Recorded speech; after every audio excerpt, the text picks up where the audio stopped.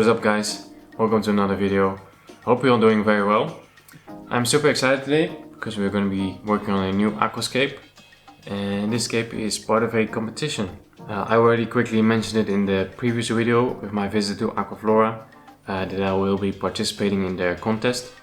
It's the second time that I'm participating. Last year I won 9th place, which was okay for first time, I guess. But this year we are stepping up the game. So let's talk a little bit about this contest. This contest is organized by Aquaflora and Vivarium, and they've been doing this for a couple of years now.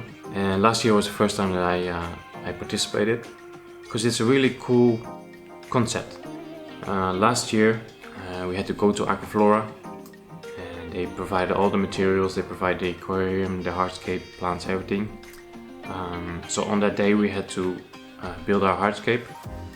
And then we took the aquarium home, we matured it, we let all the plants grow, and then we had to take it to the Vivarium convention 4 or 5 months later, and the aquarium was judged by a group of judges. So this year it's a little bit different because of the coronavirus.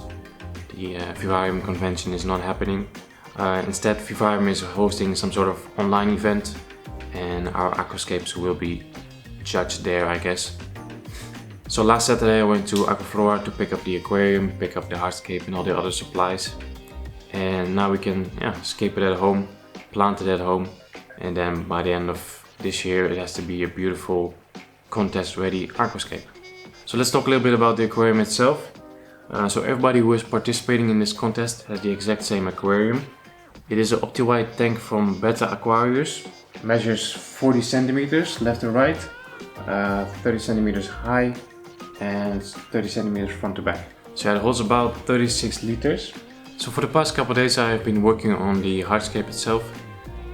This took a little bit longer because for me personally, I find myself not very good at creating hardscapes. I always like to focus more on growing plants instead of creating a intense hardscape. But I really wanted to create something nice for this contest. So let's sort of talk you through the process that I did. So on Instagram you have this saved option, so you can save all the aquascapes that you like. So I had this whole sort of like collage of aquascapes that I liked, that I would sort of recreate. So I took that as inspiration, and then I started building my own hardscape. So I took the box from this aquarium, which is roughly the same size as the aquarium itself, and I cut out the front and the top and made it sort of like a hardscape dojo. So I filled it with sand, and then I just played around with the black lava rock and the Spiderwood to come up with a composition that I thought was interesting and that had potential. So this dojo was really a nice way for me to practice different layouts and sort of come up with a composition that I liked without actually having to use the aquarium and being afraid to scratch it or whatever. So I really recommend to you guys as well to use a dojo if you can. And once I was satisfied with the hardscape, I took it down and rebuilt it in the aquarium itself. I really wanted to make sure that we have a nice solid structure. So most of the hardscape is actually glued together, and I did this by actually using toilet paper and super glue. So I just took little pieces of toilet paper and sort of compressed them together and wedged them in between the cracks of the hardscape. And then just by dropping a little bit of super glue on top of it, there's sort of this reaction forms, and it really binds everything together and it becomes really solid. It's really a good way to use super glue in an aquarium, and it's not toxic for fish or shrimp or whatever, so you don't need to worry about that either. And once the general hardscape was inside the aquarium, it was glued together, I started working in some smaller details with all these small pieces of spiderwood. I think details are really something that could either make or break a good hardscape. So yeah guys, now it's time to continue with this build. We have a lot of things to do. It's going to be a busy day. We have a load of different plants that I want to use. We need to set up a CO2 system. We need to set up the external canister filter. I want to add a foil to the back of the aquarium to have a nice background effect. So let's get to work. Alright, so let's start with the background. I cut off a piece of the foil I actually cut it a bit too short. As you can see, there's 5 centimeters missing here. That's okay because there's like 10-15 centimeters of soil right here. Let's first spray a little bit and give a little bit of a wipe to make sure that it's clean and there's no dust.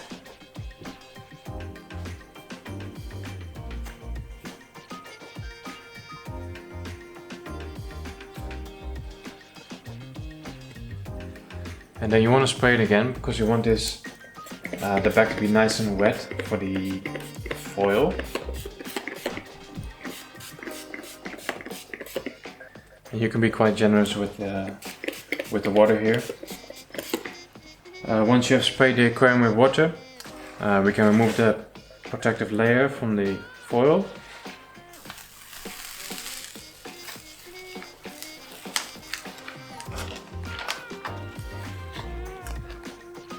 And then we can just attach the foil to the background, sort of in the right position.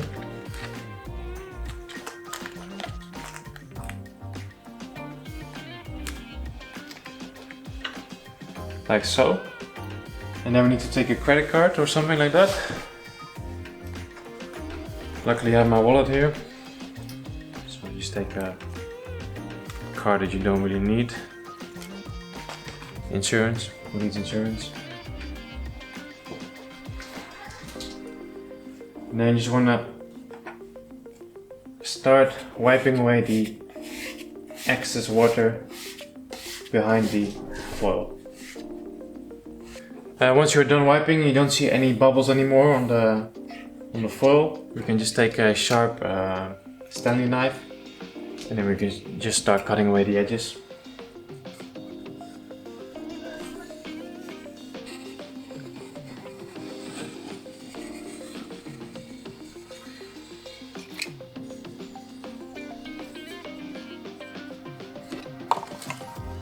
And once you're done with that, we can switch the aquarium around.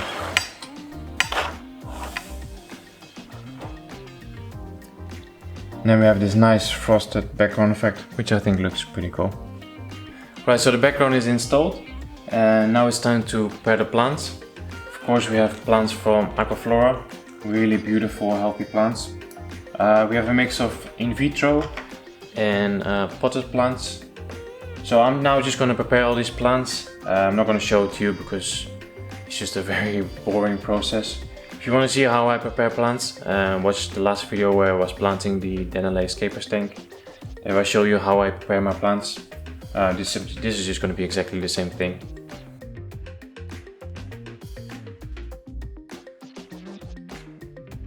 Alright guys, all the plants are prepared. So now we can start planting. We have about 15 different kinds of plants. I'll leave a full list of the plants that I've used in the description. I'll do a time lapse of the planting process and then on the editing I will add all the plant names on the screen.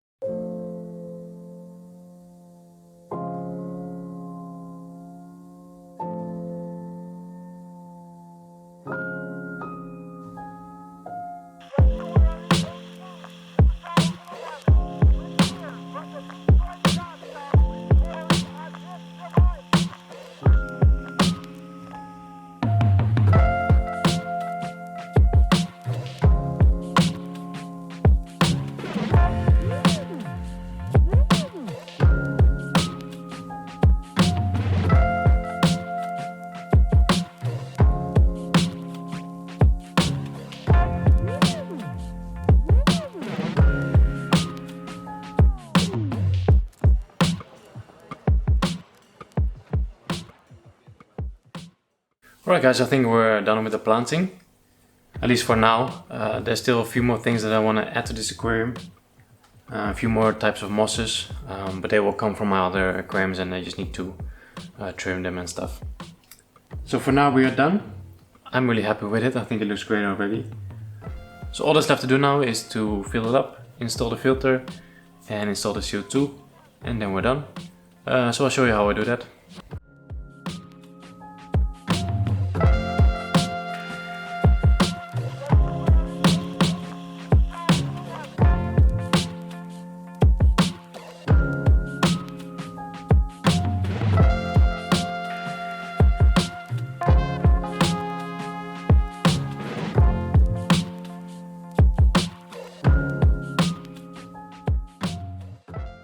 Alright guys, all filled up. Now it's time to install the filter. Filter I'll be using is this bad boy. This is the JBL Crystal Profi E701. I've had this filter for 2-3 years already. No, more, I think 3-4. It's an excellent filter, I really love it. They're super affordable, super quiet. It's quite a big filter for such a small tank. This does 700 liters per hour. The aquarium is only 36 liters, but I like to have a lot of filtration. But we'll reduce the flow a little bit by using a spin pipe. This is just the outflow with a circular end, so water will come from this side and from the other side. So it will be a more gentle flow, and we're not going to create a large whirlpool inside the aquarium.